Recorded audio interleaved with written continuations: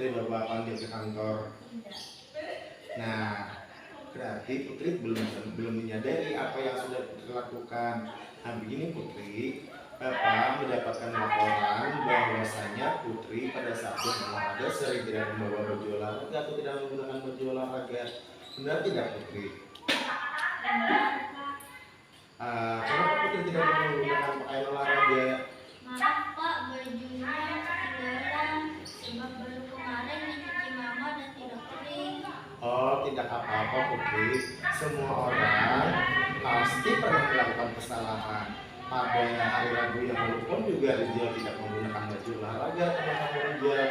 Tetapi Rizal hanya satu kali saja tidak menggunakan baju olahraga. Sedangkan Putri sudah berkali-kali.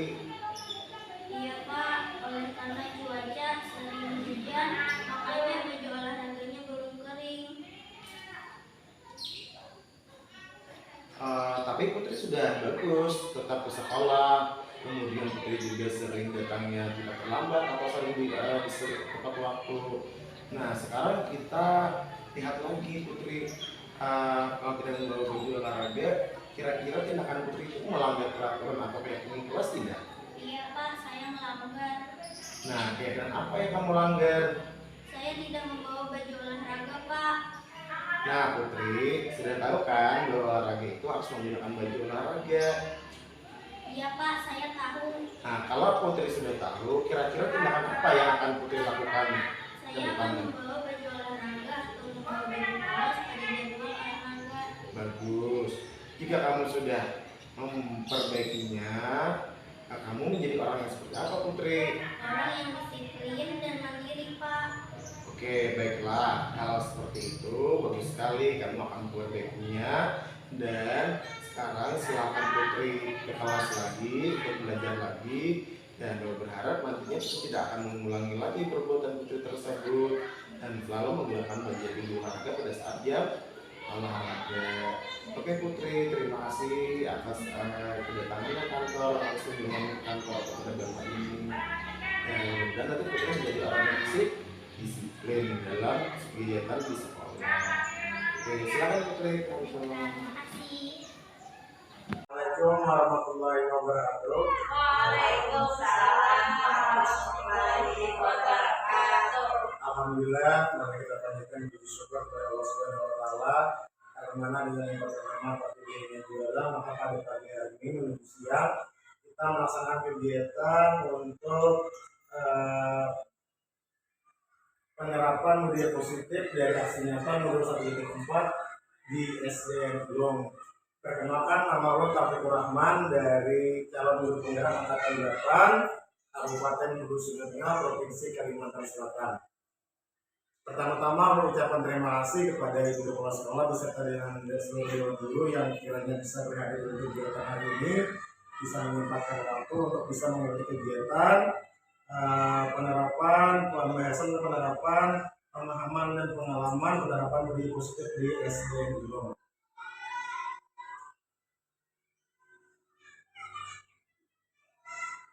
Nah, untuk pembelajaran yang dengan paradigma baru, pembelajaran dengan paradigma baru merupakan pembelajaran yang berorientasi pada penguatan kompetensi dan pengembangan karakter yang sesuai dengan profil pelajar Pancasila.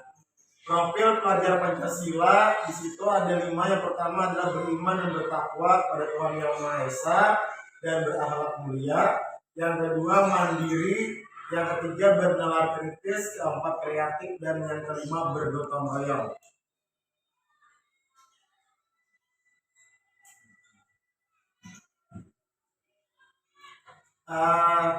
Selanjutnya, di dalam kegiatan pembelajaran di dalam sekolah ada namanya disiplin positif. Dalam budaya kita, makna kata disiplin dimaknai menjadi sesuatu yang dilakukan seseorang pada orang lain. Untuk mendapatkan kepatuhan yang kita cenderung menghubungkan kata disiplin dengan ketidaknyamanan. Kemudian biasanya di sekolah kita selalu menerapkan atau menekankan tentang kedisiplinan kepada seluruh warga sekolah, bukan cuma kepada guru-guru, tapi juga terhadap siswa ataupun murid-murid yang ada di sekolah kita. Nah, kemudian di dalam penerapan disiplin tersebut dibagi menjadi 3. Biasanya ada kegiatan penghukuman, kemudian ada namanya konsekuensi dan restitusi. Nah, untuk kegiatan hukuman biasanya sistem tidak akan berjalan bila murid tidak takut, kemudian mendorong menyalahkan murid, anak belajar menyembunyikan kesalahan, kemudian dibuat oleh guru, dan mencoba mengontrol anak dengan penguatan negatif. Kalau konsekuensi itu pertama memerlukan marketing dan supervisi terus-menerus dari guru. Yang kedua, mendorong kepatuhan. Yang ketiga, anak belajar taat peraturan. Yang keempat, dibuat oleh guru dan murid. Dan yang kelima, mencoba mengontrol anak dengan penguatan positif.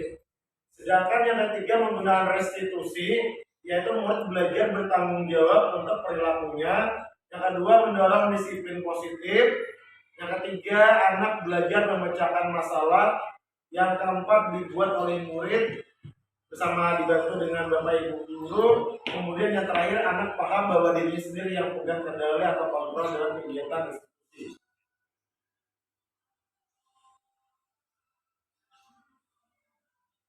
Kemudian untuk kebutuhan dasar manusia, setiap manusia memiliki kebutuhan. Nah, ada 6 kebutuhan dasar manusia. Yang pertama adalah kebutuhan untuk bertahan hidup.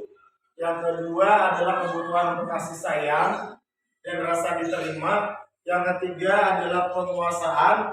Keempat, kebebasan. Dan yang kelima adalah kesenangan.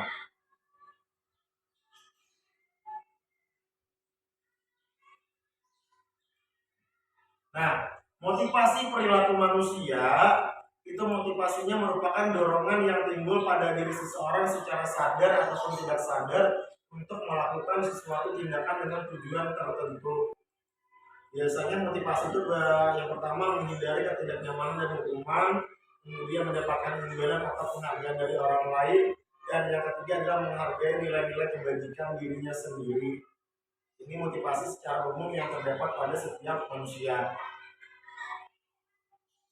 Terus lagi, kita selaku guru setidaknya setelah adanya peraturan sekolah yang dibuat di sekolah, setidaknya kita juga membuat namanya keyakinan kelas yang bisa kita buat di dalam kelas kita masing-masing. Nah, kemudian di sini ada 2 pertanyaan, mengapa keyakinan kelas tidak peraturan kelas? Karena kalau peraturan kelas itu jelas dibuat oleh sekolah, bisa dibuat oleh kepala sekolah, dan itu udah real. Jika ada pelanggaran, otomatis anak akan mendapatkan sanksi atau hukuman. Sedangkan keyakinan kelas itu dibuat bersama dengan murid, dipandu oleh guru, dibuat bersama-sama dengan murid, didiskusikan. Kemudian nantinya kalau terjadi pelanggaran, lalu dilaksanakan kegiatan namanya kegiatan restitusi. Nah, terus lagi perbedaannya tadi, kenapa perbedaan itu adalah karena dari cara pembuatannya berbeda, kemudian dari cara penerapannya juga. Jika anak melakukan pelanggaran, berarti dia sudah melanggar dalam kegiatan apa yang sudah mereka buat bersama-sama, dan itu sudah menjadi kesepakatan bersama. Terus di sini ada kegiatan pembuatan keyakinan kelas yang kemarin saya buat untuk kelas 5, yang pertama kelas 4. Kemarin yang pertama itu melakukan diskusi kelas dulu terhadap siswanya untuk merencanakan kegiatan pembuatan keyakinan kelas. Setelah pembuatan keyakinan kelas bentuknya diskusi, selanjutnya adalah tadi penempelan. Si anak kita suruh untuk menulis apa saja ide atau saran yang dibuat anak untuk keyakinan kelas di kelasnya. Nah, setelah masing-masing sudah menuliskan, kemudian nantinya ditempelkan ke depan kelas, dan kemudian kita sortir secara bersama-sama keyakinan kelas apa yang akan disepakati bersama. Untuk keyakinan kelas tersebut biasanya kita menghindari menggunakan kalimat-kalimat negatif seperti jangan, dilarang. Jadi kita berusaha untuk bisa menggunakan kalimat positif dalam pembuatan keyakinan kelas tersebut. Nah, di kelas 4 ini kami kemarin sudah menyepakati ada 5 keyakinan kelas yang dibuat. Yang pertama adalah disiplin waktu. Kalau biasanya kan dilarang terlambat, jadi dibuatlah disiplin waktu. Yang kedua, belajar dengan semangat dan percaya diri. Terus lagi yang ketiganya menjaga kebersihan dan keindahan. yang keempat saling menghormati, dan yang kelima saling membantu. 5 ini yang semalam sudah disepakati di kelas 4 untuk pembuatan keyakinan kelas. Ketika terjadi pelanggaran, maka kita akan menerapkan namanya segitiga restitusi. Yang pertama, langkah pertama yaitu menstabilkan identitas murid. Yang kita tanyakan murid apa yang akan kita laksanakan, kenapa mereka melakukan kesalahan atau pelanggaran terhadap keyakinan kelas tadi. Nah, kemudian setelah kita sudah tahu dengan kesalahannya, pelanggarannya, kemudian kita memvalidasi tindakan yang salah tadi dengan memberikan pertanyaan-pertanyaan pemantik kepada siswa atau murid.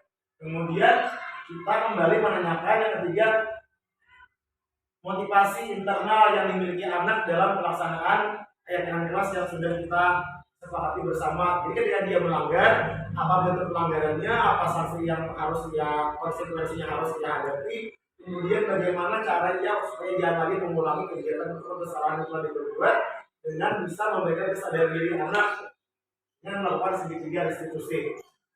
Oke, selanjutnya,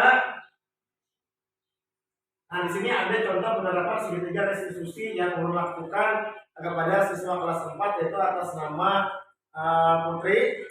Yang pada saat minggu yang lalu Putri tidak membawa baju olahraga ketika jam olahraga, dan itu sudah sering kali terjadi. Jadi terus guru wali kelasnya melakukan segitiga restitusi.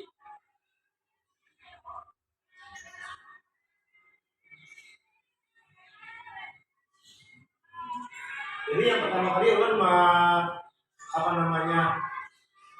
memberikan pertanyaan kenapa dia melakukan kesalahan tersebut, kemudian memberikan menstabilkan emosinya, kemudian memberikan pertanyaan alasannya, kemudian bagaimana cara dia untuk memperbaiki dirinya.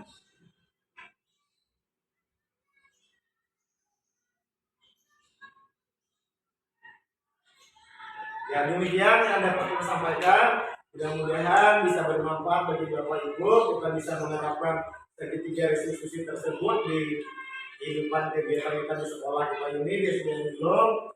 Artinya tidak semua kesalahan siswa itu harus diselesaikan dengan cara memberikan hukuman atau konsekuensi, tapi setidaknya kita lebih mengambil langkah untuk bisa menerapkan segitiga restitusi.